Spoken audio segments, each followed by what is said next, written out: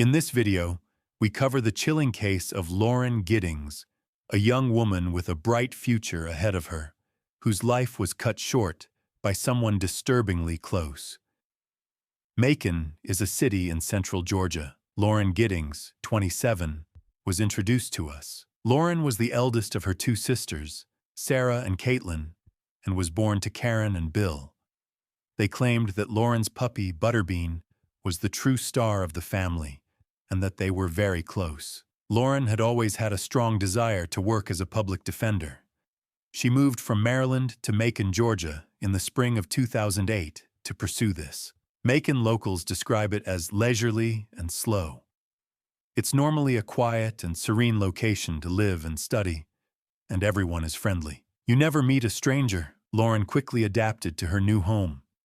She had met corporate lawyer David Vandiver at his Atlanta law firm 4 years prior, and the two were in a long-distance relationship. David claimed that she was intelligent above her years, despite the fact that she was 20 years his junior. In addition to having a similar work ethic and dry yet hilarious sense of humor, they linked immediately and helped each other get through some really trying personal and professional periods. She was articulate, smart, and quite level-headed, according to David.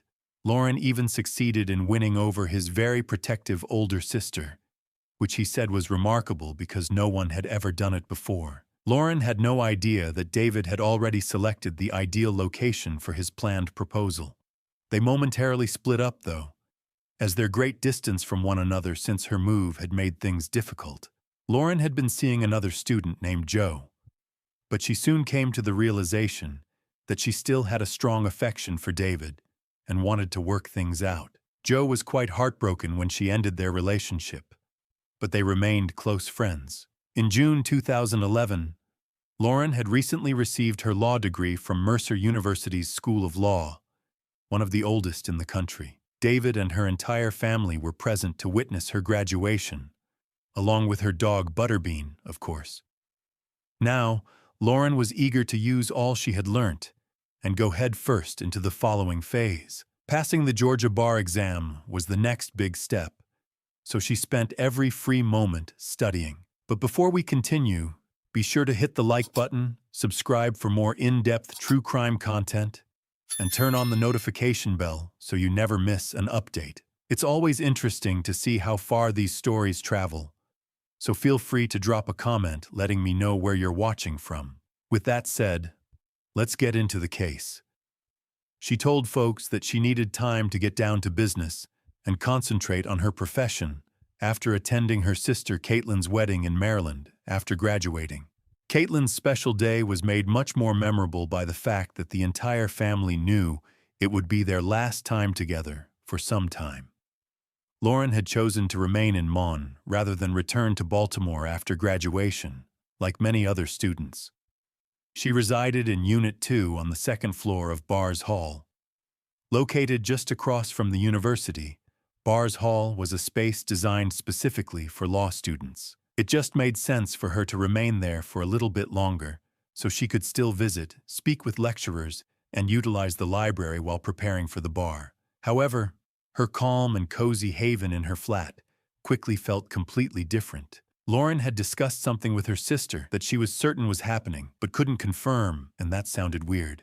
When she returned home from her outing, she sensed that objects were being moved, as if someone were entering her flat. She felt as like someone was observing her, but there had been no indications of a forced entry, so she was unsure of how this could be occurring. She continued to feel concerned, and late into the evening on June 25, 2011, she emailed David to express her worries. David reassured her that it was likely just some thugs playing about with no real intention of doing anything. She might have been becoming a little stir-crazy without realizing it because she was working hard and didn't really leave her flat very often. In part, Lauren's mass message said, "Hey guys, I'm hunkering down to study for the bar. Please don't take it personally if I don't reply to emails or SMS." No one heard from her in the days that followed. She was primarily reading, with the exception of attending church and occasionally working out. Therefore, a few unanswered calls or messages weren't immediately concerning. However, She had been silent when her sister Caitlin and closest friend Katie tried to check in with her on several occasions. It was odd that Caitlin wasn't responding to any of the pictures she sent while on her honeymoon. It began to feel as though something was amiss, not that she was simply concentrating on other things. Caitlin called Ashley, a fellow student, and asked her to come check in at her flat. Ashley attempted to call her as well before leaving, but Lauren's phone was suddenly going straight to voicemail. Lauren's car was still parked outside when Ashley and her boyfriend arrived at her flat. They opened the door using a spare key. Since Lauren was scheduled to move out and live with David, it didn't seem strange that her possessions were kind of scattered all over the place. However, they discovered Lauren's laptop, mobile phone, legal books, and purse items that everyone agreed she would never have simply vanished without taking after they looked at her calendar and saw that she was indeed scheduled to move out the very next day, June 30th. Where had she gone then? Ashley made calls to friends and acquaintances who shared the same complex. Everyone else was searching in the vicinity, and even Lauren's ex-boyfriend Joe began searching the institution. She had departed the morning after, and everything was great, but it was generally agreed that the last time anyone had heard from her was at an end-of-year party 4 days prior. She had sent David an email a few hours later, expressing her concerns about the flat. After calling the police the next morning without any success, her family decided to travel the nearly 12-hour drive to Georgia in order to assist. Officers arrived at No. 2 Bars Hall immediately at 9 a.m. They observed that nothing appeared to have been stolen and that there were no indications of a struggle or forced entry. However, it was clear to them all that something was off. One of their first actions when they began going through her rooms was to use a luminol spray to check for blood evidence.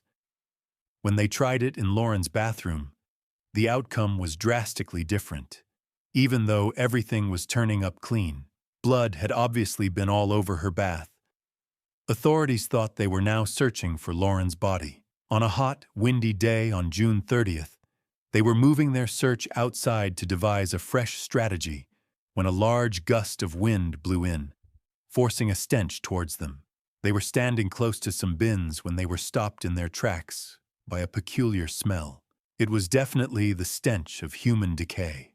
"The wind began to turn while we were standing there," one officer stated. "We all have unpleasant odors in our lives, and one of the worst smells you will ever encounter is that of a dead or decaying body." When police opened the lids, they discovered something gory that would stay with them for the rest of their lives. It was a black sack wrapped over a woman's torso. Although testing was necessary, they were convinced that it was a part of Lauren's body because of her disappearance and the luminol readings from her toilet. That was something I had never seen before. Who was capable of this? Since only a monster could actually perform such a thing. "It was terrible," one detective remarked. Strangely enough, the garbage removal van was unable to enter to dump everything because of the police cars stationed close to the entrance. Everything would have been gone by the time the cops began searching if they hadn't been there to block things off at that precise moment. Testing verified that it was Lauren Giddings' torso, as expected. Although he was unable to determine a cause of death, the chief medical examiner would subsequently declare that there were no symptoms of sexual assault. They did think that on June 26th, she had been murdered and mutilated. Now that Lauren's apartment, particularly the bathroom, was being dusted for fingerprints and the like, it appeared like a fairly thorough cleansing had been done, and the only item that was detecting anything was luminol. They were attempting to conceal what they had discovered and had cornered off everything outdoors. They didn't want to let anyone in the complex know that they had just located her in case it made them flee or conceal further evidence. According to one cop, you have to look at who is closest to the victim, either romantically or geographically. Ashley, Joe, and the other individuals who were participating in the first search were invited to come in and provide comments. They also talked to her partner, David, who was distraught as well because his alibi checked out, and he had been away on a golf trip in California. It was clear that he had nothing to do with it. Joe, Lauren's ex-boyfriend, was swiftly disqualified for being similar. In order to begin expelling residents, the authorities were eager to search every house in the block. Everyone, with the exception of Stephen McDaniel, 25, was delighted to do this. So they questioned, "Why would this be a problem? It's the lawyer in me. I'm just always protective of my space," he stated. He had lived next door to Lauren since the first year of law school and was a fellow student preparing for the bar exam. Fourth, he had actually been there when Lauren and her pals were first being looked for.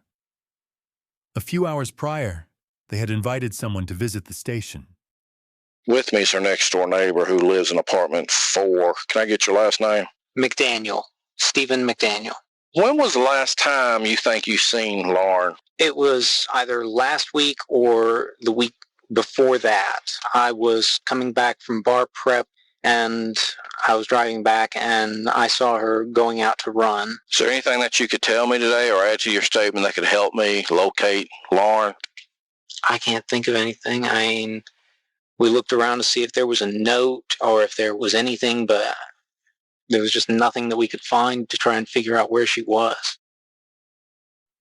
They watched him while they searched the rest of the block. He was acting strangely, refusing to assist with anything, but also hanging about and making sure he was involved in everything. Stephen spent the entire day there, keeping an eye on everyone's activities and following the police as they entered and exited residences. When the media began interviewing him, he was drawing even more attention. He was among the first to speak with them and share his views concerning Lauren's possible fate. That was living there? Yeah, Lauren was my neighbor. We're just trying to find out where she is at this point. I mean, no one has seen her since Saturday. I mean, the last time anyone heard from her was an email that she sent out, and no one's heard from her since. Did you see her hang out with anyone at the time, anything like that? I mean, no one has seen her since Saturday. I haven't seen anything. I mean, you always hear noise outside, but it's just people walking by pretty much. I mean, she's as nice as can be. I mean, very personable, very much a people person. Do you know anybody any enemies she might have had, somebody that might want to hurt her? No, we don't know where she is. I mean, the only thing we can think is that maybe she went out running and someone snatched her. Because I mean, we went over. One of her friends had a key. We went inside and tried to see if there was anything amiss. But I mean, she had a door jamb that was sitting right by it, so there was no sign that anyone broke in. I mean, the door was locked when everyone got here. What about in the parking lot area? I know they've been doing a lot of. I think that's where they had recovered the body or whatever they recovered from there. Body. Had you heard anything? Had you seen anything there? Had you seen anything there? I mean, we don't know if this is the same person. You know what I mean? Like, they took out a body there earlier. We don't know if it's the same person or not. That's how we're trying to ask people if they know who lived there. Are you okay, sir? I think I need to sit down. Okay. Only a few individuals were aware of what they had discovered in the dumpster at this stage, and Stephen spent a long time staring into space once the interview was ended. No, they haven't confirmed, at least not with us, that it was Lauren that they found. Are you holding out any hope right now? I hope, but... You hadn't heard anything about a body until you were talking to us earlier? No, as far as any of us knew, they were still trying to just find her. Joe, he got onto her computer last night to see if she had said anything. She'd sent an email out to some people. There was an email that she sent out after 10 that night where she sent to, I think it was someone in Atlanta, a friend of hers in Atlanta. She was afraid in her apartment that she thought that someone had tried to break in on Thursday night. And she was afraid to stay in there. But Where did you hear that from? From Joe? Now, He pulled it up and we read it off the screen. I hadn't heard anything on Thursday night. No. She never came to you to tell you anything? No, she was afraid in her apartment, then, get her out of it. He eventually allowed the police to enter his flat a few hours later. He was also hoarding food, energy drinks, and a variety of weaponry. They discovered a number of items, including some condoms, when they opened the drawers. Stephen muttered something about being a virgin and saving for marriage when the police hauled them out. He began by telling them that he was using the dating app eHarmony, but that he wasn't getting many dates. When the cops asked him why he had the condoms, he murmured something about breaking into 2 nearby flats and deciding to grab them at random because he was acting so strangely. Police arrested him for burglary and took him in for additional interrogation after he admitted to breaking into other people's houses a few feet from Lauren's residence. Macon police say a K-9 unit from Dooley County has volunteered to help in the search for the remains of murdered Mercer grad Lauren Giddings. Macon police are following several leads in the case, but so far have no official suspects. Giddings' neighbor, 25-year-old Stephen McDaniel, remains in jail tonight on unrelated burglary charges. Police continue to gather statements from students and neighbors in what they're calling a detailed, painstaking process. He was now completely mute, despite his desire to speak with the media and be aware of everything that was happening. All right. I just got to ask you a few more questions. Okay. You came down earlier tonight, me and you talked, all right. You don't have any weapons on you, do you? No. That's just you are. What's wrong? You know I'm Detective Patterson, right? Yes. Do you remember? Put your hand up here. You remember us talking? I need you to know about this girl right here. You know her? Yes. Who is that? Lauren Giddings. Does she live next door to you? Yes. Okay. Look at me when you talk to me, son. Okay? Was you friends with her? Yes. I'm asking you for help. I need your help. Can you help me? I don't know. You don't know if you can help me? Yes. I need your help. Help me out. Tell me what to do. He was hesitant to provide answers, and his statements were inconsistent. Most of the responses were yes, no, or I'm not sure. What do you think happened to her? I don't know. Do you even care that no one can find her? I mean, I don't know, do you? Yes. Well, you know there was a body found in the trash can next to the apartments. Yes. And it's a female, white female's body, right next to y'all's apartment. We don't know 100% sure it's Lauren, but we're pretty confident it is. I mean, who would do something to somebody and throw them in a trash can? I don't know. And you know why we've been working all day trying to find Lauren, right? Yes. Because her family wants to know where she's at. Yes. And I don't know what to tell her family. So I'm asking you, what do I need to tell her family? I don't know. It's all on you, brother. What do you want me to tell her family? Huh? I don't know. Well, I need to know. In addition to this, his demeanor was peculiar. According to the police, they had never witnessed someone react in such a manner during an interrogation. Officers had to occasionally ask him to look them in the eyes because he sat virtually motionless the entire time, hardly moving his head. The sped-up interview video emphasizes how strange his very still sitting posture is, in contrast to the officer's normal manner. He stayed there, staring straight ahead, even after investigators left the room. Detective Patterson was now beginning to grow tired of hearing him say no and I don't know over and over. He was certain that this was the individual responsible for Lauren's terrible experience. You got your ass on that news and stood out there and gave a media report that her mother saw. You sure stood out there and ran your mouth to the news media, but now you're going to get out here and you don't fucking know. You're just a sorry piece of shit that don't give a fuck. Why would you not be honest with me? I am being honest. Stephen, it just doesn't feel like it, buddy. You know, I get the sense that there's something weighing heavy on your heart right now. Stephen, did you hurt Lauren? No.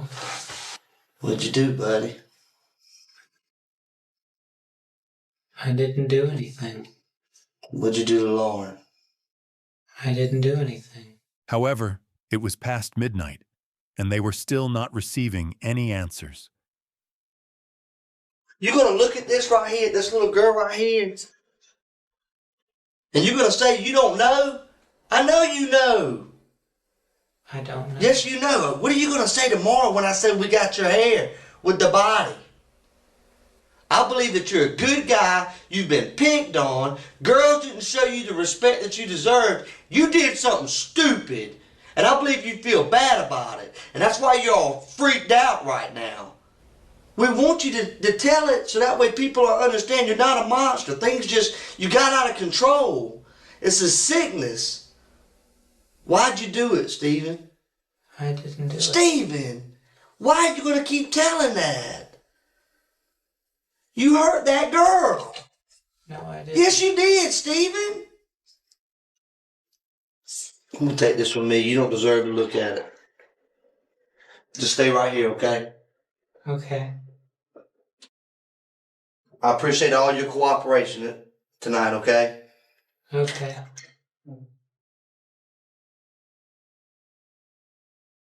Additionally, Stephen disclosed that he had 2 scratches on the area immediately above his hip. Stephen's flat was being completely dismantled while the interview went on. He somehow possessed a master key that allowed investigators to enter every room in the building. They discovered a pair of pants that was returned to Lauren Giddings after testing, the packaging for a hacksaw, and multiple flash drives that eventually turned out to contain explicit and upsetting pictures and videos of youngsters. He was frequently on her social media pages, according to his search history, and he would be looking at these while simultaneously searching for and viewing violent pornography. They discovered that in addition to exposing his twisted ideas on forums, he had written blogs about torturing and killing women. It was all unsettling, and it was obvious that he was fascinated with Lauren based on the number of times he had looked up her name. Finding Mon's garbage collection hours was one of his most recent and final searches. It's all over anyways. The game's over. I mean, we know what you did to her, so we just want to know if you were going to tell us or not. I didn't do anything. Well, that's what you say. But we know different, so you're away. So you can sit there with that dumb look on your face. But it's over. I don't know what you want me to say. I want you to say nothing. You're fucked either way. Thought you were smarter than everybody. Somebody always leaves something in a crime scene. You fucked up. At first, I didn't really believe you had anything to do with it. I said, man, it couldn't have been him. He used to work down the DA's office with us. He's a good guy. He used to help us out. Friendly guy and everything. Couldn't be him. He couldn't have done something like that. The sad thing about it is you probably could have made something with your life. But you chose a different route because, 1, you don't have a girlfriend, and 2, you're never going to get a girlfriend. In the maintenance room in the condominium, they found the hacksaw that matched the package found in his unit. It was covered in blood. CCTV has verified that he was the one who purchased the hacksaw. Both of these were returned to Lauren, along with a bloody sheet. Stephen was the only other person who somehow possessed a key to enter this room, and the maintenance man had already been ruled out. Lauren was killed by this, but why in the world had Stephen McDaniel done this? And who was he? Stephen's classmates described him as awkward, uncomfortable, and hard to talk to. He would pose strange questions about death, obsessing over a zombie apocalypse and carrying out the ideal murder. He would test participants on how they would cover up a potential murder.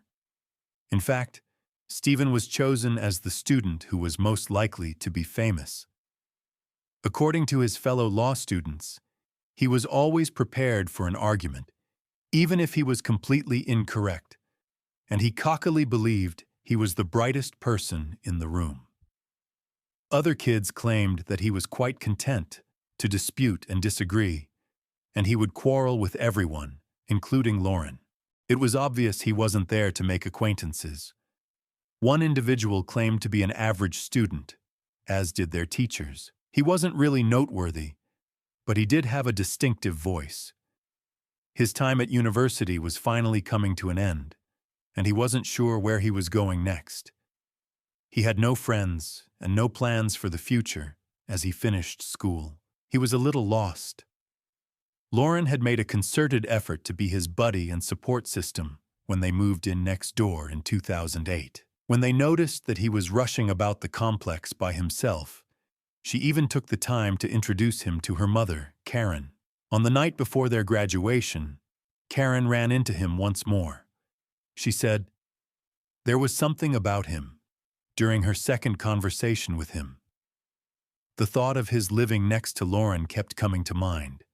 He always kept the windows and drapes closed, which I found strange. She answered, you never saw him. Despite Lauren's best efforts to be kind, he made her feel uncomfortable in the same way that he did most people. Lauren discussed Stephen's behavior and their disagreements in class in an email she sent to David in 2008, the year she moved in. I got the stink eye, she said. He's trying to harm me. However, Lauren had clearly caught Stephen's eye, and he had repeatedly asked her out. She simply wasn't that interested in him, even if she was in a relationship. She was definitely keeping her distance from him from now on, and she was only being courteous whenever she saw him. On August 2, 2011, Stephen McDaniel was charged with Lauren Giddings' murder based on all they had discovered. Later on, he was additionally accused with 7 charges of child exploitation. How are you, buddy? All right. Let's ask you a few more questions. I had nothing to say without my attorney. You don't want to hear what we have? No. All right. I want my attorney. His attorneys asked for $100,000 bail, but it was set at over $1 million. After all of his devices were examined, a grand jury indicted him on 30 charges of child exploitation, in addition to 1 count of murder. The case building against Stephen McDaniel and the murder of his neighbor, Lauren Giddings, is getting stronger. Today, a grand jury announced there's enough evidence to prepare for trial. 1 count of murder and 30 counts of sexual exploitation of children. Those are the heavy charges stacked against McDaniel, who's been in jail since July 1st on unrelated burglary charges. More than 20 grand jurors heard from the district attorney's office this morning before deciding there's enough evidence to let this case go to trial. This indictment says evidence shown today leads the grand jury to believe Stephen McDaniel did kill, murder, and cause the death of Lauren Giddings, a human being, by inflicting bodily harm in a manner unknown to the grand jury at this time, including decapitation of said victim. Since the grand jury has decided there is enough probable cause in this case, the next step is arraignment. That's when McDaniel will enter his plea, and according to his attorney, Floyd Buford, it'll be not guilty. The prosecution did point out that, despite the overwhelming evidence against him, the case was still primarily circumstantial. His DNA was not on the hacksaw, nor was it discovered in the bathroom. Therefore, there was nothing connecting him to her other than the pants. Just like he had done with the condoms, he might be able to justify the pants as something he had stolen. They were still unable to establish the reason or time of death. Nevertheless, they were certain and prepared to put him on trial. It was terrifying to see that further evidence will soon be brought to their notice, which solidified everything. They discovered a video on a memory card that was stolen from his flat, proving that Stephen had been following Lauren for a while. She had good reason to be concerned about someone observing her and breaking in. He had been filming Lauren's house through the window the night she was killed. After attaching a camera to the end of a wooden pole, he held the pole up so he could see through the blinds into her chambers. As soon as he saw this, prosecutor David Cook declared, "That's the guy." For Lauren's burial a few days later, St. Mary of the Mills Church was packed with hundreds of people. They could only bury her torso that day because despite everyone's best efforts, just that had been recovered. Today, the Bibb County District Attorney's Office announced it plans to seek the death penalty against Stephen McDaniel. When Stephen McDaniel filed a not guilty plea, the defense was getting ready to present the claim that the police were scheming against him and had repeatedly broken into his flat to plant evidence. In a further twist, Lauren's teacher in a course that helped her transition from law school to the practice of law had been one of Stephen's defense lawyers, with whom he briefly collaborated. He claimed that although he had enjoyed teaching Lauren and had admired her, he did recall that she opposed the death sentence. He therefore pushed to have it dismissed, knowing that the prosecution was already fighting for this. Stephen changed his mind with the help of his solicitors when the prosecution agreed to drop the child's exploitation allegations and offered him a settlement, as everyone got ready for what would be a very difficult trial. Stephen McDaniel eventually entered a guilty plea to killing and dismembering Lauren in April 2014, 1 week before the trial was scheduled to begin. For nearly 3 years, 2 huge unanswered questions hung over the death of Lauren Giddings. What happened the night she died and what happened to the rest of her body, since only her torso was found after the murder. Today, Stephen McDaniel spelled out the answers to those questions in chilling detail. As part of his plea deal with prosecutors, McDaniel agreed to write an allocution, a document detailing what he did and how. Stephen McDaniel is a psychopath who cowardly allowed darkness and evil to consume him. He should never be permitted to prowl the streets of this world again. That is the voice of Karen Giddings, the mother of Lauren Giddings, the Mercer Law grad who was killed almost 3 years ago. Today, Stephen McDaniel entered a guilty plea to the murder of Lauren Giddings. His guilty plea provides finality to this case and assures justice that cannot be undone. Because of this guilty plea, Stephen McDaniel will never again be able to deny that he and he alone is responsible for Lauren Giddings' death. According to one of his former lawyers, McDaniel's case took a turn for the worse when the computer evidence began to surface and continued to do so. He eventually decided that the increasing amount of evidence they were finding about his computer and camera was sufficient to secure a conviction before he was scheduled to be sentenced. The prosecution provided the evidence attesting to his character prior to his sentencing. They read out some of Stephen's purported forum posts and played the recording of Lauren's house. Among them was the following: "I received my legal degree, drink alone in front of my computer and party hard. Watch my attractive classmate neighbor arrive home late. Ask her to join you for a nightcap. Make her a Mickey Finn, a unique beverage that is meant to make people unconscious. She's completely unconscious. At last, I misplaced my V-card. She died after owing, oh no. I celebrated losing my V-card by barbecuing her arms and legs. She threw out her body, but she wasn't into organ meat. LOL. While the police are finding her remains, it is broadcast on television. Virgins, are you crazy?" But the validity of this was called into question, since some people said it was internet trolling. And even though the prosecution was certain it was him, it is still debatable. He had to confess to the court what he had done that day as part of his plea agreement, and he said that this is what transpired. He used the master key to unlock her door at about 4:30 a.m. He had on a mask, gloves, and all black. He claimed that although he was standing there observing her sleep, she must have sensed something was off because she woke up suddenly. He jumped on her and clamped his hands around her throat before she could even get out of bed or comprehend what was happening. After struggling, the two tumbled to the ground. He claimed that Lauren snatched his mask and removed it, calling his name and screaming for him to stop when she recognized him.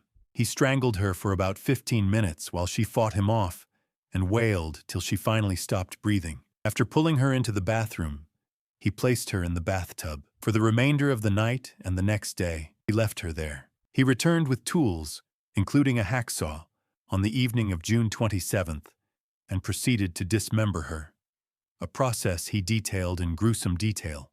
He allegedly placed pieces of her in various bags and disposed of them in trash cans located throughout the university campus.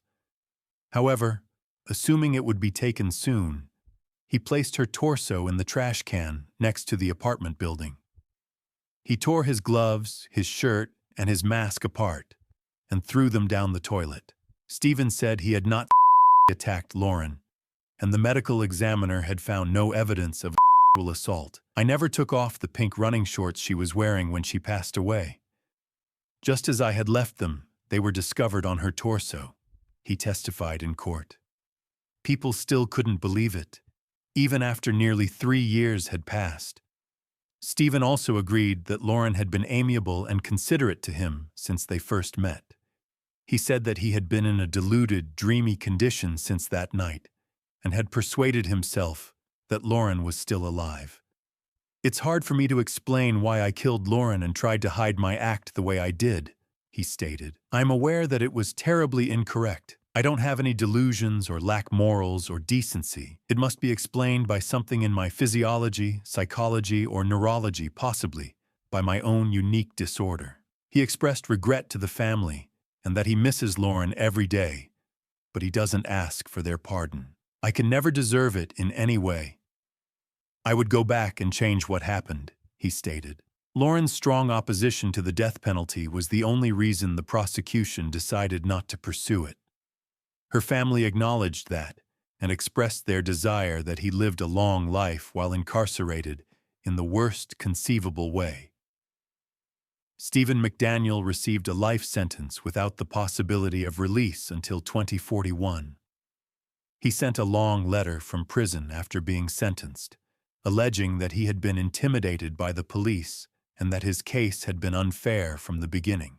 We continue to get new glimpses into the psyche of Stephen McDaniel. In a neatly handwritten 2-page document filled with small lettering, Stephen McDaniel outlines his experiences with Macon police. He complains that police yelled at him and intimidated him in an interrogation room for hours during the early stages of the investigation and wouldn't even let him go to the restroom without permission. McDaniel details being so upset he suffered a seizure and required medical help, but was only told that the EMT could look at him if he'd allow police to search his apartment. He says even after they got into his apartment, police never gave him medical care. He insisted on a fresh trial that was, in his opinion, fair. Therefore, 4 years later, he filed an appeal in which he represented himself and brought over 10 people for interviews, including his former attorney, against whom he was now suing for damages. Now, things really didn't pick up until later in the afternoon as McDaniel began questioning his former attorney, Floyd Buford. And McDaniel decided to waive his attorney-client privilege, meaning that Buford had the ability to speak freely regarding his discussions with Stephen McDaniel. Up until the last couple of weeks of your case, I was strongly in your corner. The graphic, specific, detailed confession, which we were shocked about in the jail. And then combine that with the searches on the internet, the fact that you had done searches about having sex with dead people, things of that nature. All of that combined to a heavy evidentiary problem in your case. On top of that, you possess the most horrific child pornographic photos I've ever seen. In his complaint, Stephen requested that the court provide him $50,000 in legal expenses and an additional $250,000 in punitive damages for the claimed negligence of his attorney. Additionally, he filed a motion alleging that Howard Sims, the Bibb County judge, had discriminated against him. The appeal was turned down. In 2022, the now 37-year-old appealed once more, claiming that his counsel were incompetent, that the prosecution had stolen documents, and that his rights were being infringed. He was asking to be released from prison and have his conviction reversed. We hope the truth comes out, added Mark, Stephen's father, who supported this. All we're praying for is that. However, because he filed the appeal more than a year late, the judge stated that he could not even examine it, and it was also rejected. According to the judge, McDaniel would have recognized that his request was premature if he had used reasonable diligence instead of naively blaming the Georgia Supreme Court. This is still pending, and Stephen has already submitted another appeal. Stephen's dad even established a GoFundMe to help with his legal bills, but it garnered nothing, and the page was swiftly taken down. Some of Stephen's family and friends still maintain that he is innocent. Caitlin, Lauren's sister, described it as pathetic and delusional. Prior to his passing, his grandfather Hollis spoke in an interview about going to see him in prison. "I guess I'm a broken-hearted grandfather, if all of this that the police have is true," he added. "He's sitting there quietly when you go in, and you can't get anything out of him. You want to pick him up and take him to the doctor, but he's not a tiny child anymore. He's grown. Therefore, it simply breaks your heart. Whether you like it or not, you must accept what is in front of you. I got him a lawyer right away, because I felt that was the correct thing to do at the moment. I assumed that after he paid his bail, he would go over there and be sent home. But my God, he simply looked different when I saw him." Glenda, his mother, also stood up for him and appeared to be positive that he was innocent at the time of his detention. She added that she had dreams of him serving as a justice on the Supreme Court. "I have a big hug for him when he gets out, and he has one for me," she said. However, from the perspective of the police,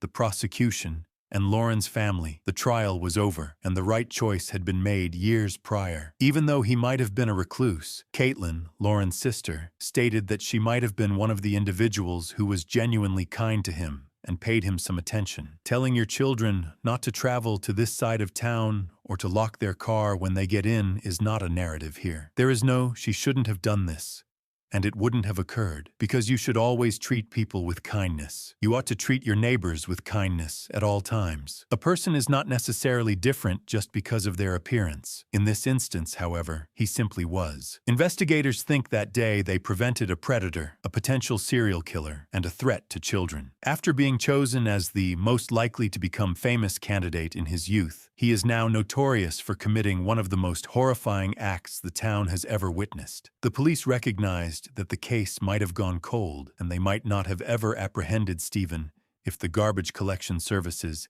had emptied the container where Lauren's torso was found. But they commended her family and friends for acting so quickly. Additionally, investigators think there is more to the narrative, and that Stephen has never been completely honest about what transpired. Detective David Patterson remarked, "I'm sure there are things he'll never tell anyone. Obviously, we know she died, but we don't really believe anything Stephen McDaniel has said." Sarah, Lauren's sister, continued, "He doesn't seem like a very honest person to me. He can conjure up a million stories, in my opinion. He can imagine things extremely clearly. They keep looking for Lauren's remains because they think they might be in a 62-acre property that belongs to one of Stephen's relatives. Legal experts believe he will be incarcerated for the remainder of his life, despite the fact that he is eligible for parole in 2041. Every milestone and occasion that Lauren should have attended is celebrated by her family as though she were present and participating. Every year, they also plan runs in her honor. Caitlin, her sister, named her daughter Lauren Magnolia in her honor. Macon has 2 memorial plaques honoring her, one at Mercer Law School